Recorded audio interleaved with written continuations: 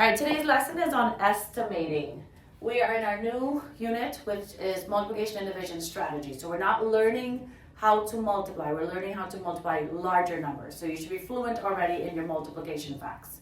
Today's lesson is on estimating with these numbers. So the reason we do estimation is because you need a ballpark figure, right? Do we walk around with calculators all the time? No. A lot of us probably don't even have phones, right? You're not old enough to have a phone yet. Some of you, yes. But sometimes, what if your phone goes dead? Do you have a calculator? No. So sometimes I may not even have enough time when I go to the store and I need to figure out how many things I need. So I need a ballpark figure, right? So I need to find an estimate, a reasonable estimate, which means that we are trying to find these numbers that is close. We're trying to find compatible numbers, friendly numbers, okay? And today on our video we have a guest star, Mr. Sasek, and our principal of the day. Say hi, Ezra. Hi. Hi, Ezra. Hi. All right, and Ezra gets to be on YouTube today, only his voice because we're recording. Okay, so we need to find a friendly number for 21. 21 is an odd number, right? So I can't multiply that as many times. But what would be a close friendly number for 21? Kaden? 20. Excellent. So 20 is pretty close to 21. How about 25? In our last unit, we learned how to round, right? Oliver? 25 is 30. Very good. 25 is close to 30. 18. Levi? 20. Excellent. You guys are good at this. How about 27? Emily? 30. 23. We didn't have that one yet. Emma? 20. 20. 27. Arthur? 30. 30. Oh, guys, I have a really hard one. How about 30? This is so hard. Victoria? 30. Oh my gosh, 30. All right. 28. Is that pretty close to 30, you think? Yes. Okay, we already know 30. How about 26? That could go either ways, you think, or no? Valerie? 30. Yes, good job. Okay, so I want you to look at all these numbers. They're rounded to friendly numbers, which are tens, right? So I have 20s and 30s, but which is my majority? Which one has more of them? Because I'm going to the store, I don't have a calculator, and I can't figure out all of these, right? Okay, I'm about to change to the art teacher in a second. Mariana? 30. Okay, so now, an art teacher, I'll be the art teacher of the day. All right, so Ms. Rancho has had 10 classes with the following numbers of students, all right? So here are my 10 classes of the day. And my first class have 21, 25, 18, and so on, right? So I don't have time to keep figuring out all of these numbers, right? Because they're never going to be friendly numbers. I need to make them friendly numbers. So I want to buy 12 pencils for each student. Do I have time to calculate 12 every time? Do you know 12 times 21? Is that pretty friendly? No, right? Because especially when we're going to the store to buy all these pencils, I don't have time to calculate all of those, right? I'm rushing.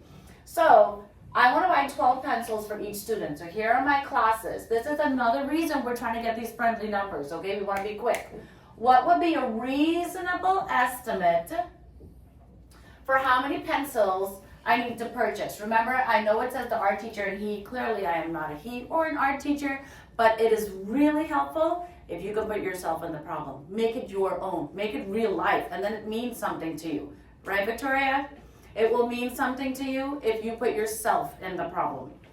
Then you feel like it's yours, right? You own it. Okay, so I'm the art teacher. I'm going to buy pencils for all these classes. I'm sorry, how many for each student? 12. You think that's a friendly number? No. Could we make that a friendly number? Yes. Okay, so I need to make 12 a friendly number. What will be close? Friendly numbers are reasonable estimates, right? Okay, Vion. 10. Do you guys agree? Yes. Awesome. Okay, so I have how many classes again? 10. Okay, so I have 10 classes. These are my classes. Times, how many pencils? 12. 12. But okay, so we'll do 12 pencils. All right. And what was my most accounted number? 30. Ooh, you guys are brilliant. Okay, so there are 30. Look at these numbers. Are they not more reasonable? Are they easier to work with in my head? Yes. Yes. Okay, so these are the pencils. And this was my estimate, right, for each classes of students.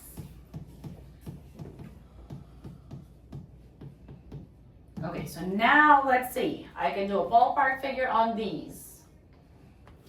What is 10 times 12? Remember that zero trick? We're going to cover up the zero. What is 1 times 12? 12. And how many zeros are behind my hand?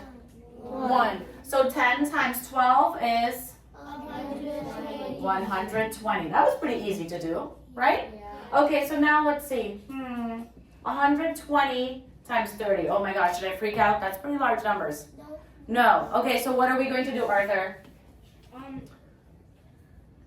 We're gonna add another zero to one. Wait. What's my zero trick, Arthur? Oh yeah. You cover up the zeros. Ooh, good job. And then I only have what, Arthur? Look at the number on the side. 10. What is this number here? 12. 12 times 0. what is on this side, Arthur? 30. 12 times. 3. Good job. What's 12 times 3, Arthur? 36. Oh my goodness. 36. That was awesome. Okay, and how many zeros did I cover up? 2. Okay, so 120 times 30, which I was freaking out about because those were large numbers, right? Is actually 3,600. Or what's another way to say that? How many hundreds? 36 hundreds. Okay, so do you agree that it's easier to find a reasonable estimate? Would it be exactly the number that I need? No. But would it be a close number? Yes. So when we do estimates, don't forget, this is not an exact number. It needs to be about. Make sure you use the word about. About 3,600 what? Pencils. Good job. You also need to write what you are multiplying or dividing or working out, okay? All right, thank you for joining us. I hope you like and subscribe the video. Don't forget to share. Have a great day.